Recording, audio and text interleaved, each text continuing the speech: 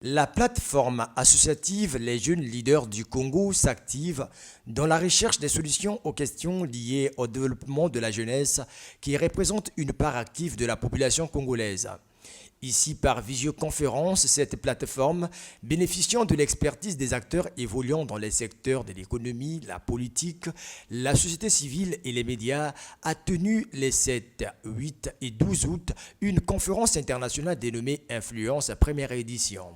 Ces experts, appelés à mener des réflexions sur les questions des jeunes, ont axé leurs interventions sur l'éducation, l'engagement, le volontariat, l'employabilité des jeunes, l'entrepreneuriat numérique et des médias. Mais oui, il suffit juste que les jeunes suivent le parcours, créer une entreprise et l'inscrire dans le domaine du numérique parce que le gouvernement, justement, a créé le cadre législatif, le secteur de l'économie numérique qui a été intégré dans la politique du gouvernement. Le gouvernement tient compte de l'existence de ce secteur d'activité, de ce domaine. Donc, les jeunes peuvent venir créer des entreprises dans le cadre du numérique. Il y a aujourd'hui ce qu'on appelle la finance du numérique, les banques de demain.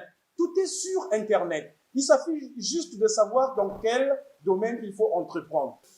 Si la qualité de l'Internet n'est pas assez bonne, donc le haut débit dont on parle, l'accès chez nous est autour de 10%. Vous voyez, c'est difficile d'avoir une vraie industrie dans ce sens. On va parler d'injustice sociale, on va parler des problèmes d'éducation, qu'on aborde des difficultés liées à l'entrepreneuriat et tant d'autres.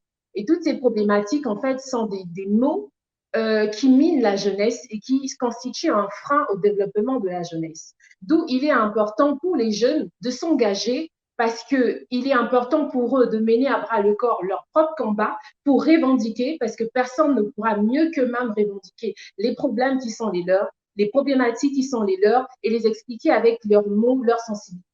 Cette conférence internationale clôturée à Paris le 15 août dernier a permis à la plateforme associative des jeunes leaders du Congo de consigner dans un document un ensemble de propositions liées à l'implication des jeunes dans le développement du pays, lesquelles propositions seront soumises aux décideurs. Les jeunes leaders du Congo ont également profité de ces assises pour appeler à la deuxième édition du dialogue intergénérationnel entre le chef de l'État et les jeunes. Cette rencontre a pour objectif de permettre à ce que les jeunes leaders discutent, échangent sur les questions liées au développement de notre pays.